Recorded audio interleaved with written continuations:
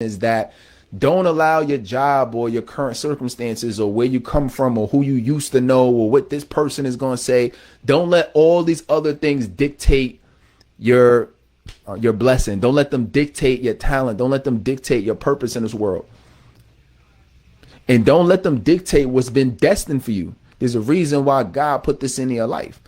So go for it and don't be afraid to do it. And listen, and take it one day at a time, right? You may not be doing, full blown 30-minute, hour long lives or webinars or trainings yet, but you got to take the time to actually do it and put what you know out into the world, because if you don't, that's selfish. The fact that you have all of these talents, these gifts, you got this knowledge, you've been through the heartache, you've been through the headache, you've been through the trauma, you've been through building a business, you've been through, the challenges with your health, you've been through the challenges with your spirituality. We all have different niches in what we focus on, the topics of what we focus on. And we've been blessed enough to make it through those situations or make progress through those situations. But if you don't give it to the world. So what it comes down to is, one, you want to be able to produce content on a regular basis. So, but in order to be able to do that, most people say, well, I can't really do it because I have a job and I have this going on, I have that going on. So our goal is you want to be able to have you want to do your content in what we call batches. Essentially what batches are is it allows you to do a lot of content in a short period of time. So when I said post once a day, the first thing that some people thought about was, oh my God, I have time to post once a day. What am I going to post about? What is it going to be? Right? It's a lot better if you can just pick one day and just do all your content in that one day. So for me, every Friday is my content day. So if you ever try to book a call with me, my whole Friday is blocked off. You can't book a call with me on Fridays. And that's because that's my content day. So that's the day I'm producing content for the world that allows me to do my YouTube show, that allows me to put out my little my post on Instagram, that allows me to write out my Facebook post. Like if you follow me on Facebook, you see that pretty much every day I write a long post that you can read. A lot of people read it before work or read it throughout the day. So I usually do those type of posts. I'm on LinkedIn. I got a blog on my I just started a blog that's on my actual website. So I'm producing a lot of content. But people think that I'm setting aside time every day to do all of that. I don't. All I'm doing, what allows me to do, is do it in a way where I can pre-produce it and then just release it. You know what I'm saying? So that's really, really key. All right. So with that being said, yeah, it's my camera's autofocus. Yeah, I know. I gotta change that. All right. So real quick, we're gonna wrap up. What questions do you have? What questions do you have just in general, in terms of just in terms of your business? What questions are coming to mind? All right. I used to be that James Chance. I used to be that guy. Yep. I love it. All right. So if y'all don't have any questions, I'm going to leave y'all with this. You're going to get in life what you put into it. Just like life, this business is the same way. Everything that you do in this business, it will manifest itself. You have to think about it like a seed. You got to keep planting seeds, keep learning, keep taking the trainings, keep putting out the content. It's not perfect. Put it out. The course isn't perfect. Just start it. Start with something simple. Start with something clean. A lot of times people are afraid to just start because it's not perfect. What you do is you start and you do the minimum to make sure that the minimum is right and the minimum looks good.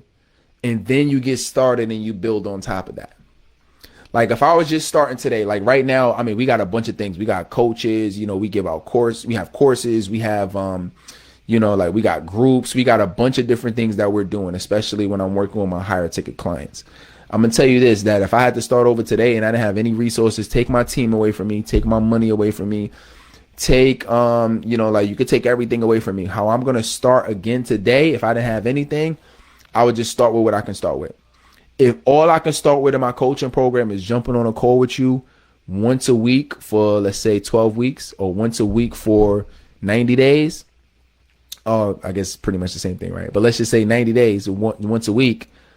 That's all I'm going to do for now, until I can add on other things and I can do it. You don't want to be the person you add in a bunch of things, but you can't fulfill on it. You know what I'm saying? So if you don't understand or you don't know how the process works, or if this is your first time trying to be a coach and you like, it's kind of strange to you out here, just realize that always do the minimum first, get consistent. I'd rather have you do the minimum and get consistent instead of trying to do 20 things and then you quit tomorrow or next week because you don't understand or because a personal life situation happened. Or just focus on, Coach T said post once a day.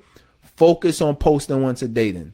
That's it. Make that your focus. Post once a day, and I'm going to post. I'm not going to take longer than 20 minutes to create the post. Put it out. All right. All right, cool. Rolanda says, how long did it take you to get comfortable with being an expert in front of the camera? I mean, years. It took me years to really do. I didn't really start getting comfortable till probably after maybe like 2 years. Right. So before I was kind of just doing it and hiding it, but it took me about 2 years to really start getting comfortable with it and just start to doing it. How I got comfortable is because I did it. You're never going to be comfortable inside of your own head. A lot of people think that I have to be comfortable with something in order to do it. But it's the opposite that's true when you get around successful people. They do it and they figure it out along the way, and that's how they get it. That's how they get great at something.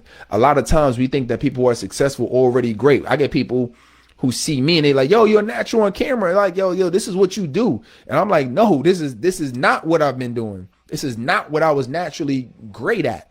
I like to talk, but I wasn't naturally just a great communicator. And I was afraid based on the judgment and everything that I've been through. But I would have never got over that in my head, trying to think about it and convince myself and pump myself up.